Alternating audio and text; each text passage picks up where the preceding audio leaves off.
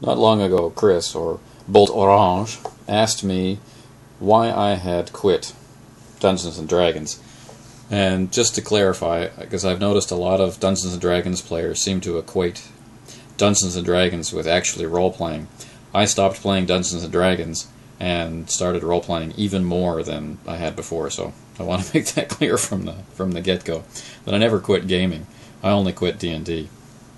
And at the point I quit, I had been playing it essentially exclusively since '83, and I stopped decisively and completely playing Dungeons & Dragons in near the end of '89 and beginning of '90. And from the middle of '88 onward, I had been experimenting with other games. I was playing Marvel Superheroes. As soon as Star Wars came out from West End Games, we were playing it. Playing Paranoia, Top Secret, Boot Hill, tried Champions, which is the only game that I've only ever played one session of. It's just way too much math. So, But anyway, D&D. I was already pretty burned out on fantasy, especially from the point of view of D&D style fantasy, which had never been the type of fantasy that I had wanted to emulate. Learning to play D&D has always been about what has become known as Appendix N. Right? It's a whole collection of ideas taken from great fantasy sources, some of which I liked, some of which I didn't like. But at the time I was playing Dungeons & Dragons, I was interested in a very different vein of fantasy.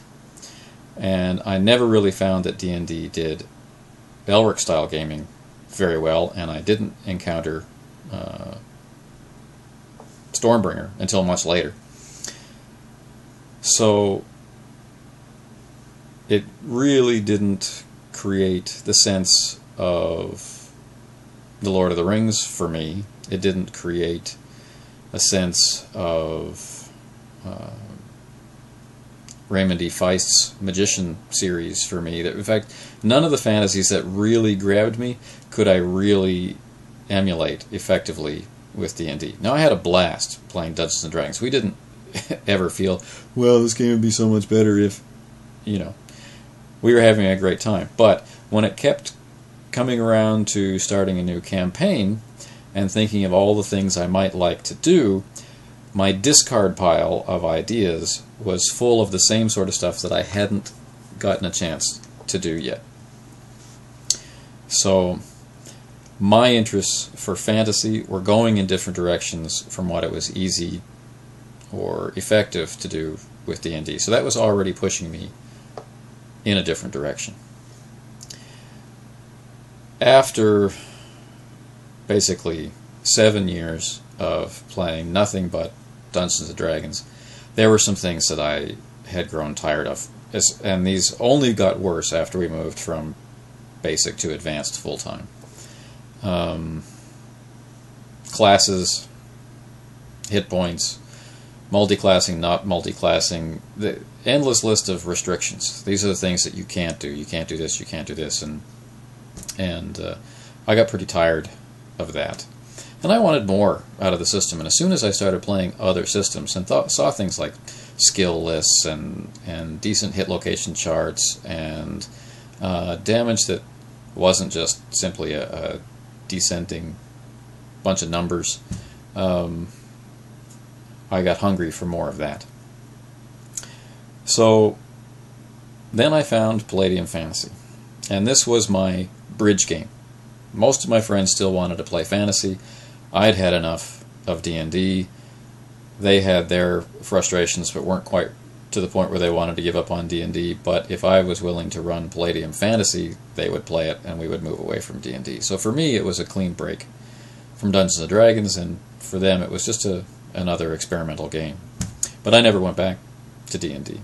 And what I found in Palladium Fantasy was a game that espoused the idea of imagination and fun, and I never really felt restricted in there, although by today's standards there are still loads of restrictions in Palladium Fantasy.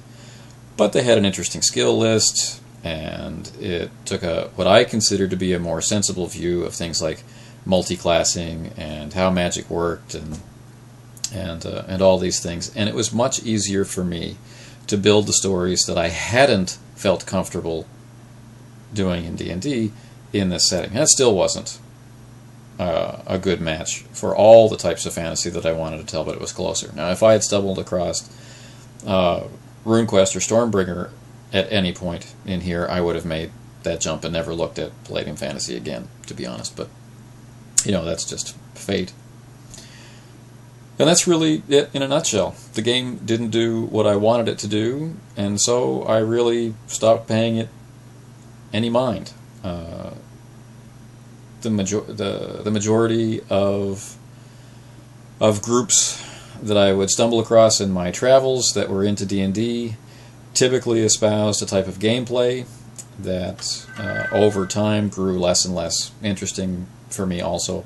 And so there was never really any compulsion to come back to D&D after I left. And to be honest, it's not until I started blogging and checking out YouTube RPG videos that I was really encountering any D&D players at all. When I would post ads for games, what I got were people that played other things, not D&D. So the last couple of years, particularly with the 4th edition war, has really been, you know, an eye-opening experience for me. How many people still consider Dungeons & Dragons to be important? And the very question, why would you stop playing Dungeons & Dragons, is a bit of a surprise to me. There are so many more things out there.